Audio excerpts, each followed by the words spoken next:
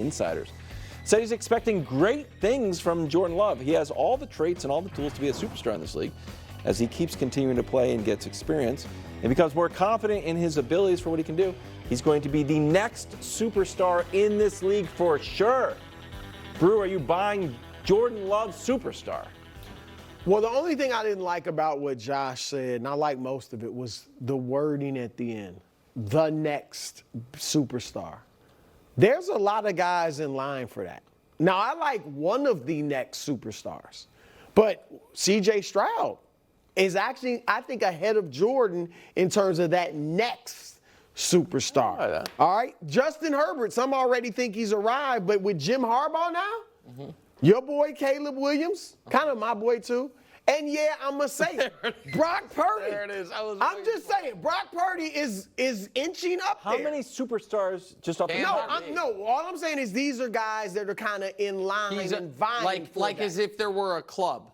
If there was a club superstars, they would be in line. But he said it like the next, like there's only one, and he's almost like he's going to be the next Mahomes. So he's one of that group that has a shot to be the next superstar.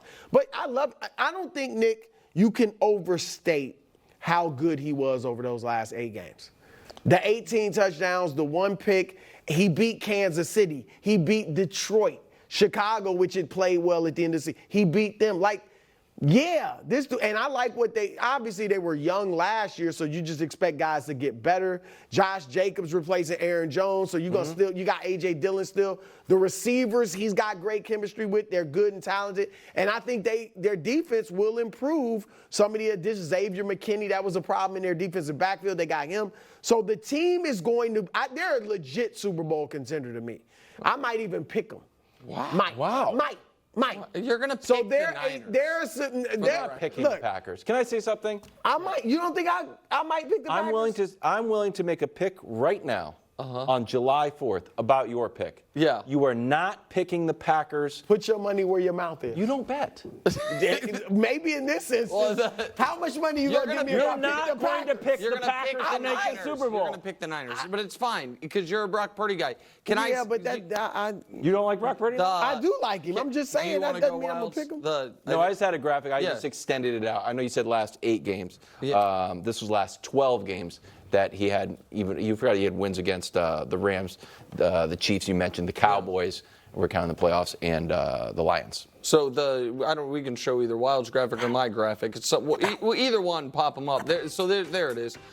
So here is my. I think this is great. I think that it was, and we can now kind of transition to mine, a tale of 2 seasons. That's Wild's. That's Wild's, and this is mine. I was going to ask why you went 12 games, because it was the 8 that he. Yeah, but it was the last 8, and then he did it by month, I think more. If you do the last 8, but then add the playoffs, okay, well it's gone now. Oh. But what you saw there is he was the first half of the year. Yeah. The discussion was, oh man, did the Packers make a mistake? Figured it out. Right, and correct. And I'm not knocking him at all. And I thought he played brilliantly against the Cowboys. Like it wasn't, and I understand that game is more known as like a Cowboys meltdown. But if you remember some of those like the line of scrimmage checks he made, some of the passes he was brilliant in his first career playoff game as a huge underdog. It is a tiny sample from a guy that doesn't have a built-in large sample of high-level college, the blue chip prospect type of thing. What are you smirking about? No, I'm just being serious. Like CJ is a small sample, but CJ was a superstar at Ohio State. Yes, I'm not there. To me, so it is. It would be as if I'll use Trey Lance as an example. In that, if Trey Lance had played a full season and was mediocre for the first half, excellent for the second half, I think you would be more skeptical than if Caleb has the same thing this year. Sure. Because Trey played at one double or Division II, whatever it's called now. And so I don't think all the young quarterbacks who have shown flashes are going to all be excellent. I agree. I know you don't, and that's totally fair. You're trying to be a smartass, but I'm going to give you credit. talking about the Prince. He's talking about the Prince. That's fine. I think Caleb's going to look excellent. CJ, we saw look excellent. You mentioned I forget who else you. Justin Herbert. Justin Herbert's to me older than those guys, but Brock Purdy. You know, I think. No, you wait a little. Right. I've even been a little patient. Correct. And so I think that right now. and it's not like a fun thing to talk about really because it seems so negative. I am curious which of these young guys that have shown superstar flashes is going to have the massive regression year. Like if you, it's not super fun. It's not a fun topic, but like inevitably one of them, not all of them aren't going to be awesome.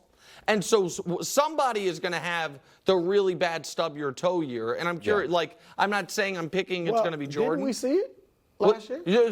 Right, but I'm talking about for this year's. Last year it would have been Trevor because he got hurt. Yeah, that's fine. But I'm talking about of the guys that we haven't seen struggle. We haven't seen Brock struggle. We haven't seen CJ struggle. We haven't seen Jordan struggle, in those last. Right. Now. I don't think all three are going to be excellent next year. So we'll see. The history tells us that somebody's going to have a regression year. I don't know who it's going to be. That's all. It's kind of a bummer segment, but it would be pretty good. I mean, it's just I'm here for cogent analysis. No, I don't want to. Jalen regressed a little bit. Jalen threw. That is not guys threw 100 all the time. Nolan threw heat. My goodness. Paul Skeens is throwing 100 miles per hour all day long. And okay, in any event, Slovenia. Luka had a great game. He's trying to qualify the Olympics against Giannis coming up. Well, they just beat New Zealand and play Giannis in a win-and-you're-in game on Saturday. Slovenia, Greece, bro. How about that? Is one of them definitely out? Yeah, win and in. Win and in. Yeah. Wow. Wonderful White Sox Guardians. Now, we had Louis Robert in the show yesterday for not trying. Now he tried extra hard. Look, he's even threw hard. He's like, I'll throw home on a diving catch. You guys going to make fun of me. Like I said, he got chewed out by the manager. Tough love. He pops up and throws. He's trying to get the guy to play. It did the trick. He's not even in the frame anymore, but he tried his best. White Sox win, but they're 30 games behind the Guardian. Oh, and final wonderful. I thought that was the last one. I forgot we got Michael Rubin's white partiers, CJ and Tom Brady. Of course, Travis Scott is there. Did not wear white when he's supposed to. DeMar Hamlin takes back a Tom Brady interception. Micah was upset. So then Brady dots Micah Parsons in the end. Oh, no, there's Travis breaking away. Go, Travis. Hold on, we got a touchdown to Micah pretty soon. And touchdown. I had to RSVP no because of today's show. Can we have? A lot. Unpacking Clay's departure from Golden State. Here's what Ramona Shelburne and Kendra Andrews wrote in that article that we keep referencing. Thompson had felt disrespected, sources said, that the team didn't offer him an extension the summer after the Warriors won the title. That feeling only deepened the following summer when Golden State was willing to discuss 2-year contracts in the range of $23 to $24 million instead of matching the 4-year, $100 million deal that Draymond got. So the news today is that the Warriors did get another player in Buddy Hield, which we mentioned. Brew, do you think the Warriors should have done more to keep the core of the dynasty intact? No. Wow. And look, I would have loved, it would have been great if they could stay together. Mm-hmm. And right now, they're about as good as they were last year. Right. So you kind of feel like, well, if we're just going to be okay, well, why not keep the band together? Right. So, I get that. But what I will say is this. They gave Clay, and I know he felt disrespected, and I get it. His ego is part of what helped him become such a great player. But after he got hurt in those 2019 finals. Oh, don't say it. I'm saying it. If you're talking about hadn't, they gave him a 5-year max contract. Yeah. 5 years, $190 million. I'm not sure who would have done that. I'm not sure who had cap space at that point to give him that type of deal, and he's got a torn ACL. And then, now this isn't just something they knew when they gave him the contract, but then he ruptures his Achilles. Yeah, and so he sat out 2 full years, and they knew one was coming. They knew that he was going to be out a whole year, and we'll give him this deal. So I think they look at it like, look, we did right by you. We did right by you. I will say this. If the reports are true that, every time he presented an offer this time, they were kind of like, look, we'll get to you. I think they should have been more upfront with him and been like, look, this is okay, Clay, we're gonna take care of you, or this is what we're thinking, but we're trying, like, let him know what you're trying to do. We're trying to make this move and that move to get us better. You're included, but they should have been open with him. He deserves that. But otherwise, look, it was time to move on. The Celtics stayed too long. They kept McHale till the wheels fell off, Robert Parrish till the wheels fell off, and Bird obviously just was done with his back. And it took them a long time to get back to being relevant. And so that's what happened. I think it was time to move on. And it wasn't handled perfectly, but they did right by Clay when they gave him that huge deal. We might need a little more time on this because I disagree with, I think, everything Brew just said. So I don't think they did I don't think they did Klay Thompson any favors by giving him that deal. It would have been there for someone else. Kevin Durant. Maybe you don't. Klay, with all due respect, is not Kevin Durant. I understand, but he was at peak of his powers. What was he? The 13th best player in the league, whatever.